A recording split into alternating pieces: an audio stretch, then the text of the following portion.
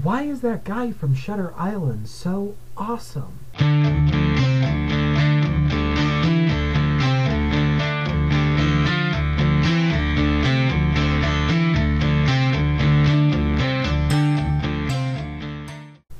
About 1 year ago, there was a film released called The Haunting in Connecticut. It's 96 minutes long, and it stars Virginia Madsen, Kyle Gallner, and Elias Koteas. There's also Ty Wood, Martin Donovan, Sophie Knight. Not a lot of big names in this film. I started watching this movie, and I always get very wary when I enter a haunting movie. Ghosts, spirits, whatever. Usually they just don't know how to pull them off, or they're not very scary or interesting. And when I first started this movie, it was like that. The first 5 minutes didn't grab my attention, so I actually stopped the movie and went on to something else. But later that night, for some reason, I went back to it. And I was happy I did, because you know what? This is a pretty decent film. Virginia Madsen is okay. She actually kind of got worse as the film went on.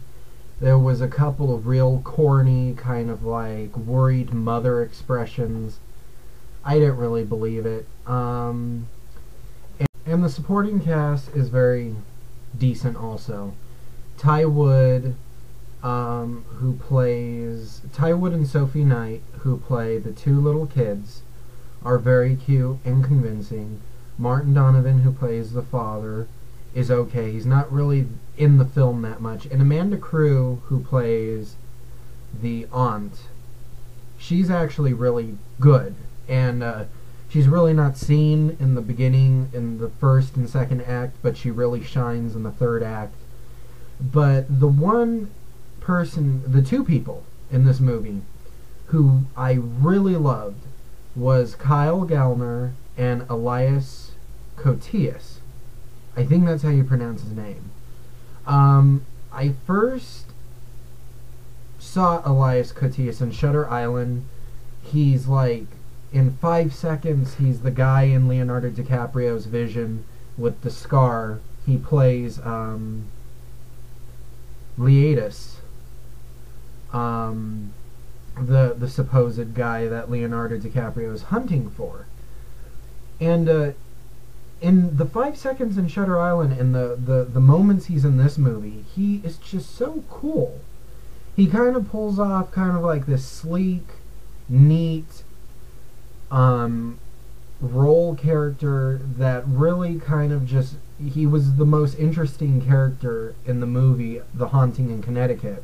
And I also want to give props to Kyle Gallner, who is kind of like the lead character, who plays Matt Campbell, who is the oldest son of Virginia Madsen's character.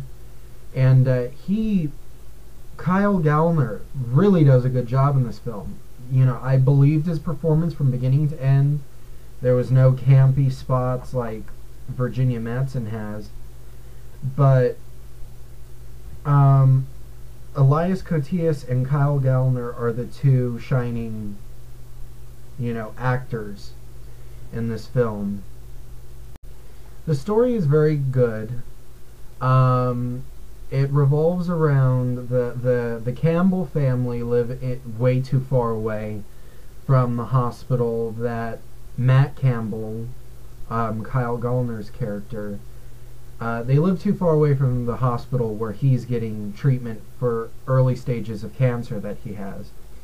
So Sarah Campbell, the mom, Virginia Madsen, is tired of the long commute, and she wants to move closer to the hospital. So, of course, the one house they pick is a house that used to be a funeral home. And this isn't discovered until they've already moved in. They've already got the house. It's already theirs. And, of course, for some eerie reason, the son wants to stay in the basement.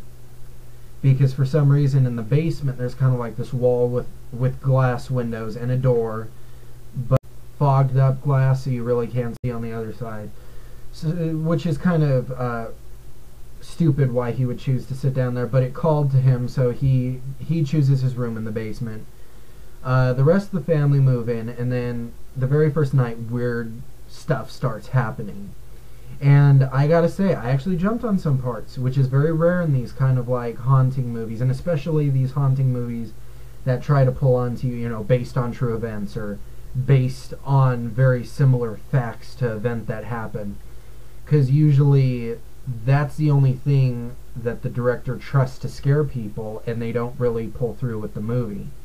But, you know, the fact that this was based on true events kind of made it a little bit more scary.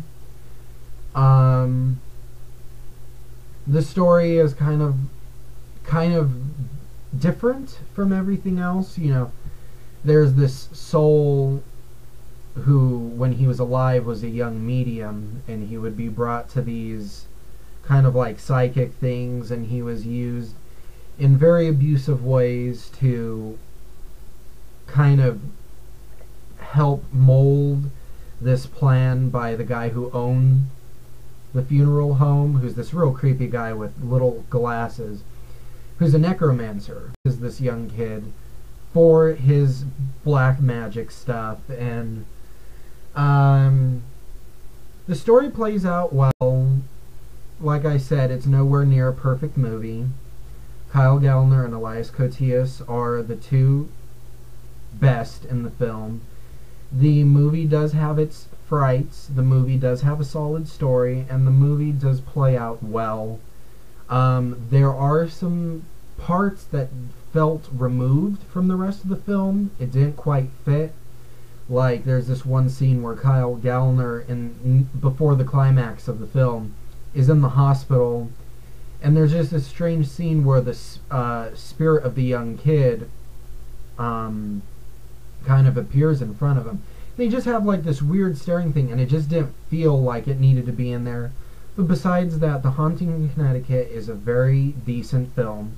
I give it 3 out of 5 stars. The acting is solid, the story is decent, and overall it's an enjoyable film. So this is an old film. It's like a year old. I'm gonna just say that if you want to rent it or sit back and get, you know, the frights one of these nights, I just rhymed there, definitely go ahead and see this film.